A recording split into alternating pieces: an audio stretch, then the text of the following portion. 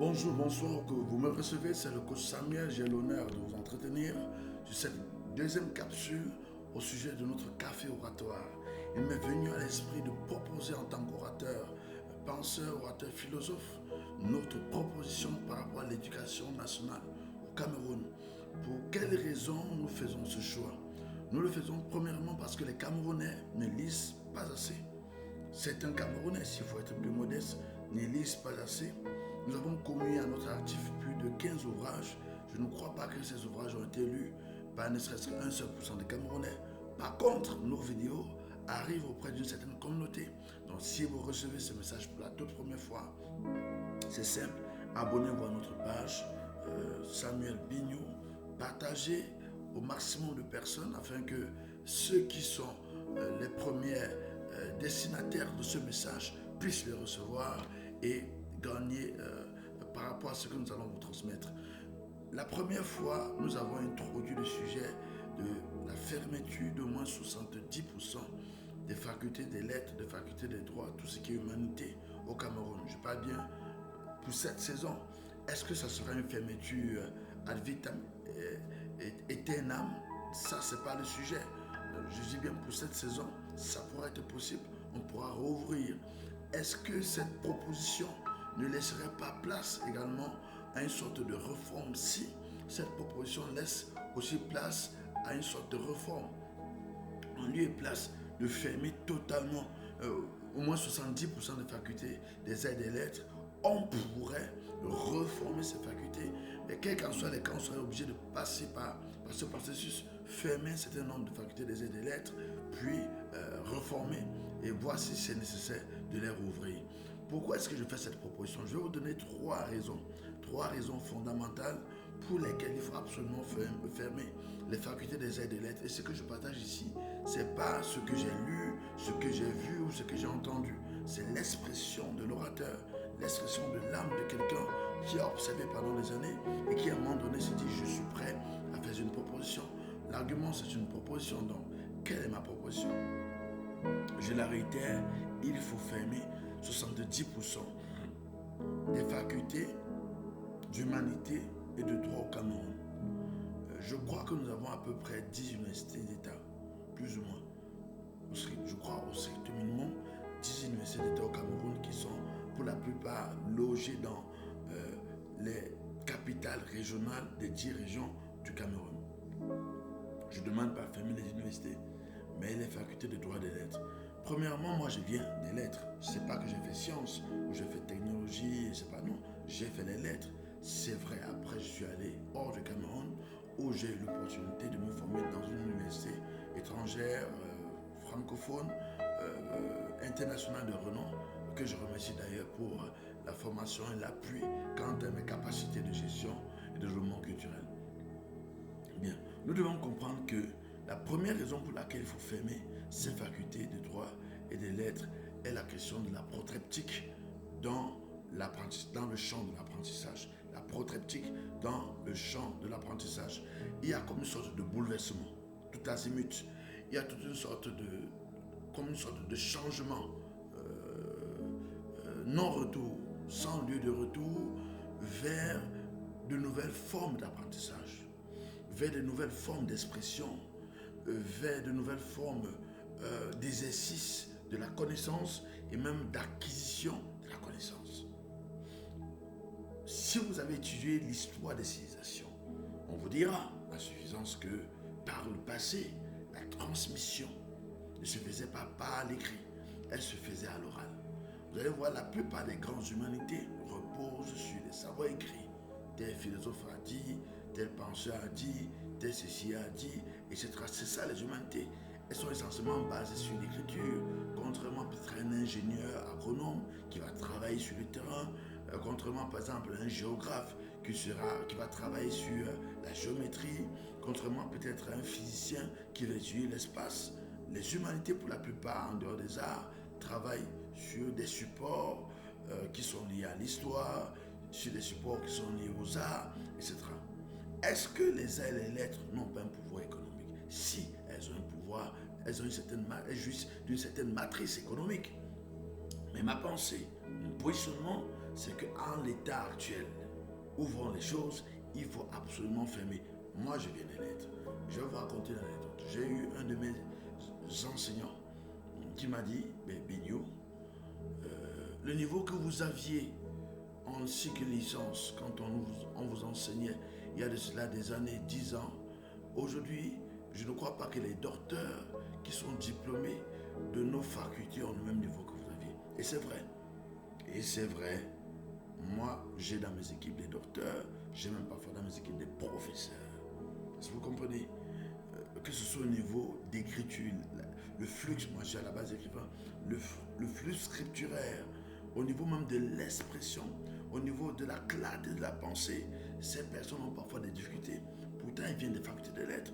Et vous ne vous êtes jamais demandé pourquoi parfois les scientifiques s'expriment mieux que les littéraires. Je vais vous donner un secret. Moi qui suis dans l'oralité, la plupart des grands champions que j'ai connus n'étaient pas des littéraires. C'était soit des astrophysiciens, soit des mathématiciens, soit des scientifiques de tous bords. C'était la science à la base.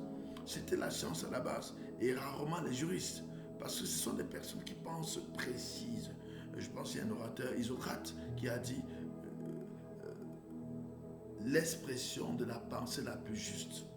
L'orateur est celui qui utilise la parole de manière juste, les mots appropriés dans un contexte approprié.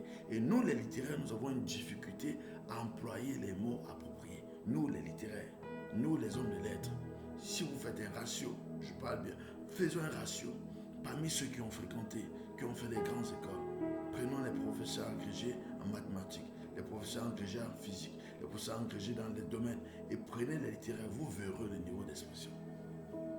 Je ne suis pas certain que les professeurs agrégés dans les humanités auront le même niveau, il y a cas exceptionnel, auront en moyenne le même niveau que ceux qui sont agrégés dans les sciences.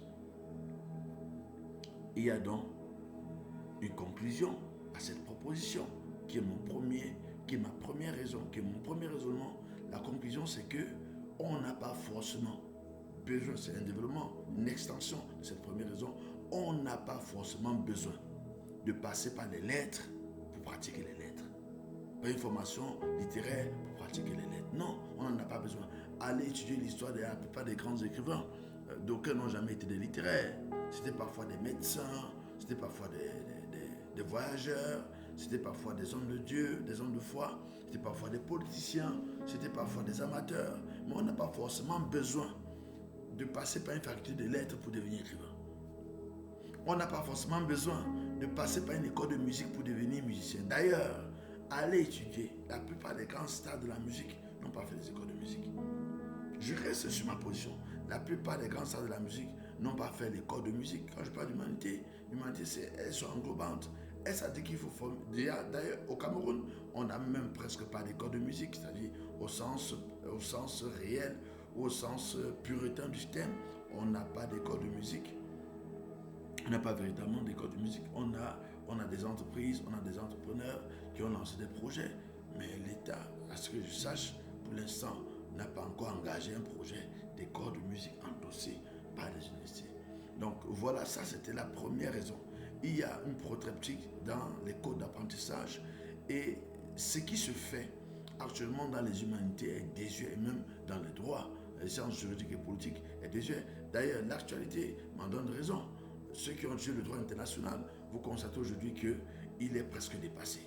Ce qu'on vous a enseigné pendant des années, le droit international, il va falloir défendre. Maintenant que les codes sont bouleversés, qu'il y a une protreptique, même pas uniquement au niveau des apprentissages, même dans les pratiques. Il y a une protreptique dans les apprentissages qui entraîne en un temps record, comme un voyage non-retour, une protreptique dans les pratiques. Voilà, ça c'est mon premier point de vue. Ici, je n'ai pas de choix, je suis obligé de parler comme un scientifique. Parce que là, il n'y a pas meilleure manière d'exprimer que de cette manière. Mon deuxième point de vue, pour lequel il faut absolument fermer, c'est ce que j'appellerais l'émergence, pas l'émergence, mais le diktat du numérique, de la digitalisation, tout ce qui va avec l'intelligence artificielle qui bouleverse les codes. Qui bouleverse les codes. Aujourd'hui, si un enfant, c'est juste ce que j'appellerais une analogie. C'était un raisonnement, pratique, c'était un raisonnement concret. Donc, imaginons un enfant qui va à l'école, qui apprend les lettres de l'école, c'est imaginaire, de l'école maternelle jusqu'à l'université. Il passe par les professeurs, il est enseigné, il va à l'école, il apprend un peu de tout. Et un autre qui prend YouTube et tous les réseaux qui vont avec, chaque jour il est concentré, il reçoit les enseignements en ligne, il pratique, il reçoit, il pratique directement, il pratique sans évaluation. D'ailleurs, si vous étudiez le système éducatif japonais, vous allez voir que l'évaluation que nous pratiquons en Afrique, je ne crois pas qu'elle est pratiquée là-bas, pour un certain âge. Pour un certain âge. Je crois, et ça risque de me tromper, il en est pareil pour la musique. L'enfant qui commence à apprendre la musique sur YouTube, des cours de piano sur YouTube, des cours de guitare sur YouTube, depuis peut-être l'âge de 2 ans. Contrairement à celui qui va passer par les écoles de musique, celui qui a appris sur YouTube a plus de chances de performer, de réussir que celui qui est passé par les écoles de musique. Il en est de même pour celui qui va apprendre la littérature en ligne, etc. Donc, il y a des bouleversements. Donc, ce qui fait que, et là c'est la conséquence de ce deuxième raisonnement, aujourd'hui, vous allez voir le secteur de l'édition. Je pense seulement au secteur de l'édition. Il y a combien de livres qui sont édités au Cameroun aujourd'hui?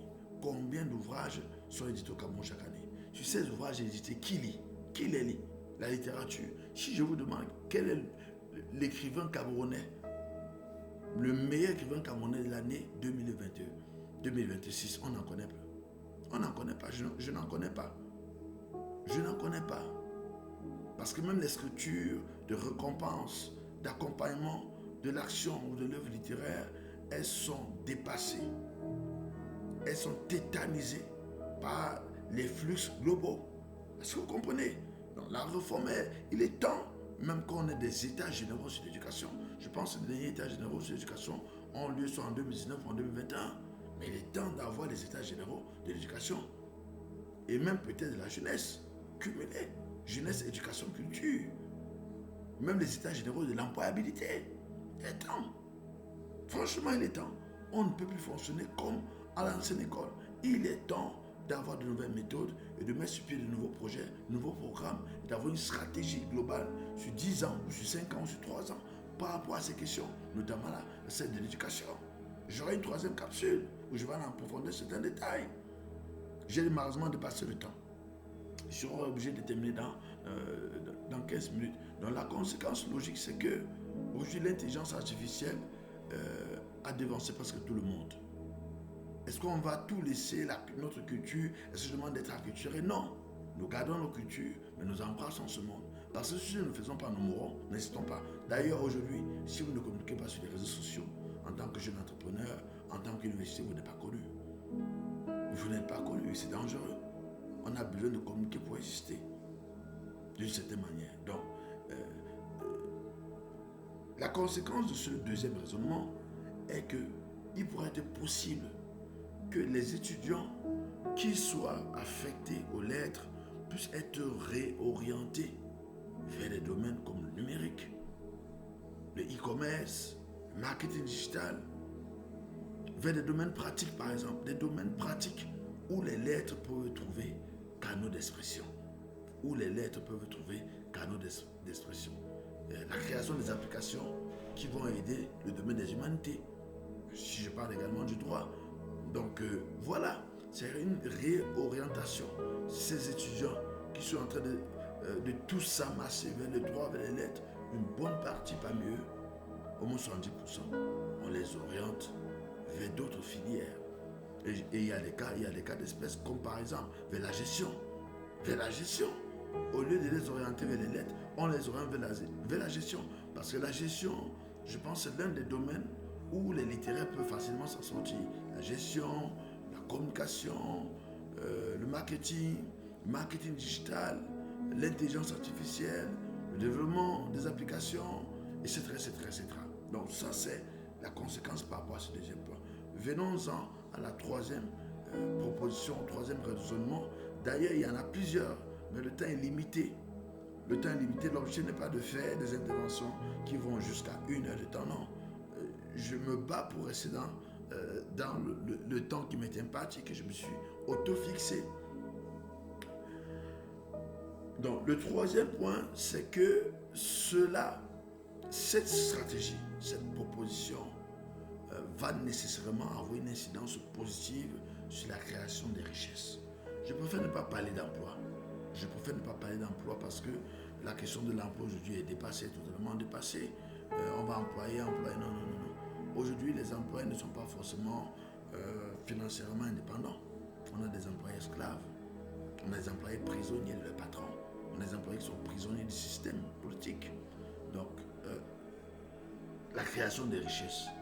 Si nous décidons d'adopter ce système, on a de fortes chances qu'il y ait une bonne partie des chômeurs qui vont être orientés vers la création des richesses.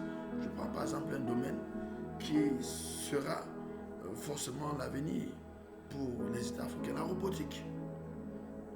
Avec le déploiement de la robotique, le chômage va connaître un pic sans précédent, va connaître un boom sans précédent. Il y aura de plus en plus de chômeurs. On a le choix entre soit combattre avec une mentalité défaitiste, parce qu'on sera perdant, la robotique va dominer le monde, une mentalité défaitiste, combattre la robotique, ou alors l'embrasser et la tropicaliser, l'adapter à nos réalités. On peut mesurer quand même le taux d'implication de robots dans ce que nous faisons. Je prends par exemple le secteur de l'hôtellerie, où il y a des automatismes qui pourront être développés. Donc aujourd'hui, si nous orientons ces jeunes, ou alors nous fermons les portes des lettres à ces jeunes qui pensent que non, tu es bon pour les lettres, cela me demande à revoir le système de l'orientation scolaire au Cameroun. Je ne sais pas comment ça fonctionne. Je me pardonne là tout. Je ne sais pas comment fonctionne l'orientation scolaire aujourd'hui, mais à notre époque, le choix de la prêtrise, de l'avocature, du journalisme, c'était avec le conseil d'orientation. Le conseil d'orientation proposait 3 métiers.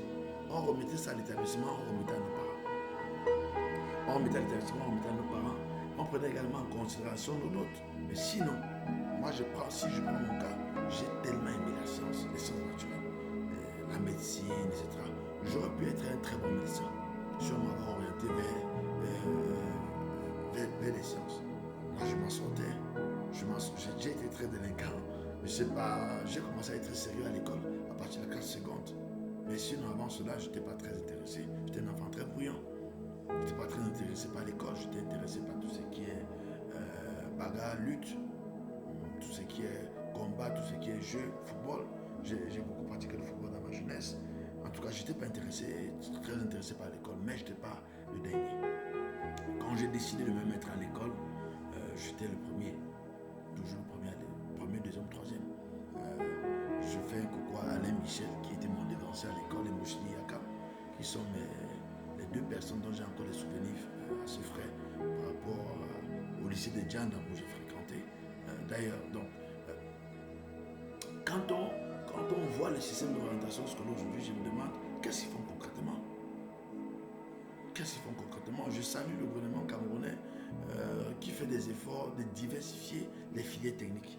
Il y a de plus en plus de filières techniques. Moi, j'ai pu intervenir dans certaines structures techniques à Douala et dans d'autres villes où j'ai vu que le gouvernement a mis sur pied des infrastructures. C'est-à-dire qu'il y a une volonté, mais cette volonté doit être actualisée.